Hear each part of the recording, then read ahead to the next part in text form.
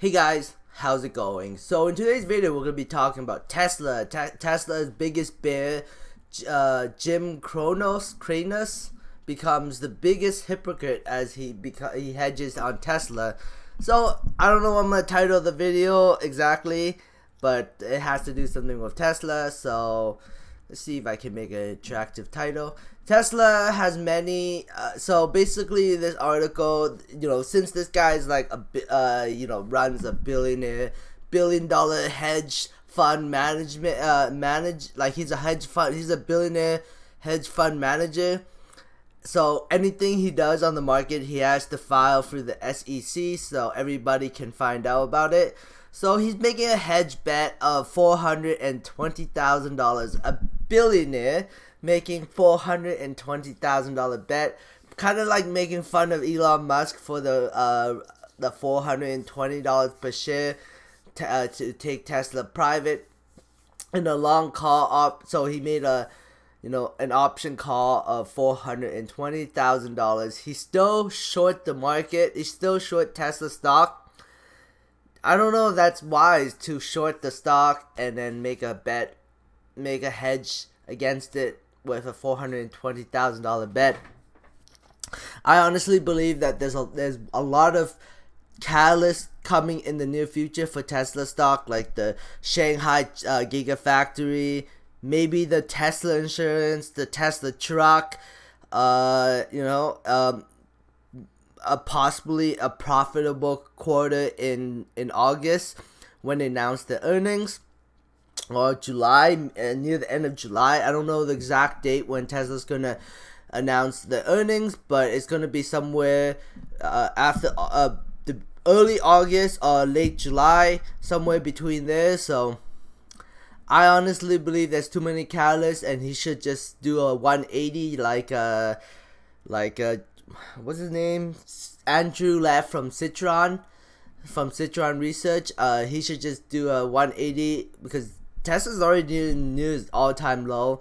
I don't know. I don't think that's a very smart choice to just, short it and then hedge a $420 bet on long call options. He should cover. That's just my opinion. He should cover, and then he should do call options on it. He should do call options on it, then cover. That way his call options are guaranteed to make money, but that could be illegal somehow, like, oh, you buy call options and you cover your shorts so you make money.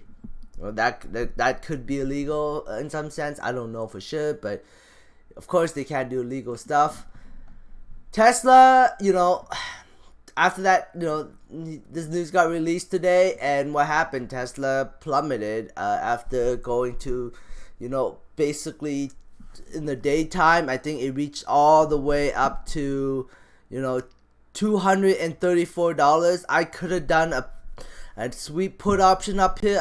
I knew that Tesla was gonna crash. If I did a put option up here, I could have made a ton of money on the ride down, but I was in the morning, I was tired, I wasn't thinking about it, so oh well, that's a missed opportunity, I guess.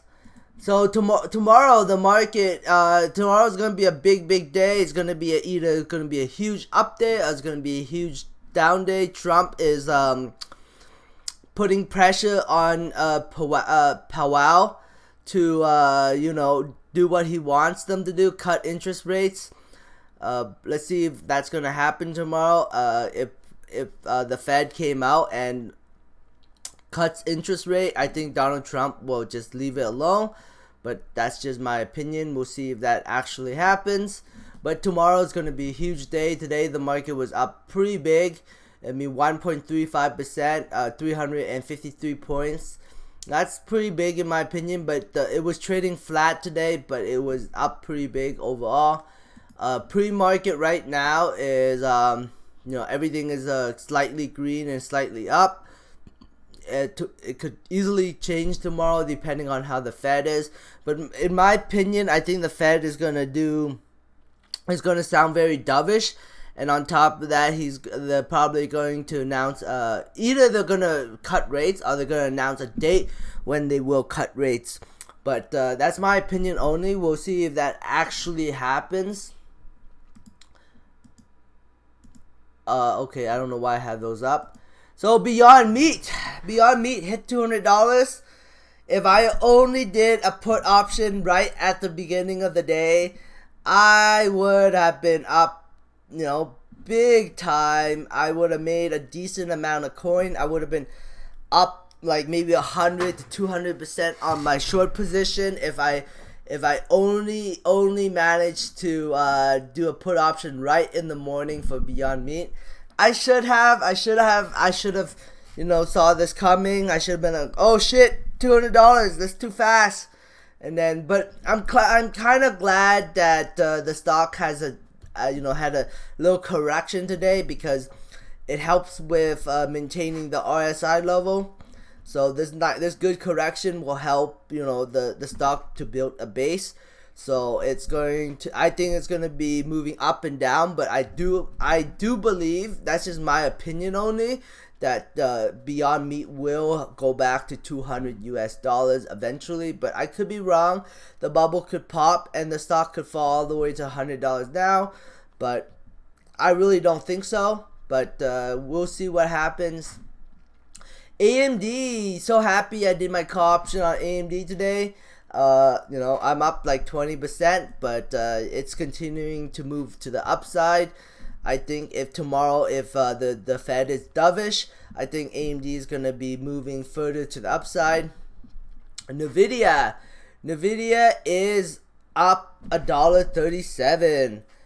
Not too much to say about that. Nvidia and AMD are kind of connected in a sense. They're both in the same business, selling consumer GPUs, while AMD has that CPU segment, but they're both in the same industry in a sense. They both sell computer parts and server parts and stuff like that, and AI technology.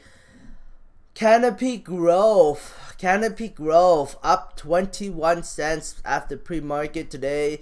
Had a small little run. No, not really a run. It's kind of just trading sideways. $42.04. I think that I was sleeping most of the day, but maybe I will buy a call option tomorrow if the stock is up. I mean, not a call option, a put option, because I'm bearish on the earnings, but I could totally be wrong, and the earnings could actually do the opposite. But I'm still bearish. I'm still in my bearish mindset for Canopy Growth. I think Canopy on earnings will drop, and that will drag the entire market with it. But that's just my opinion. I could totally be wrong.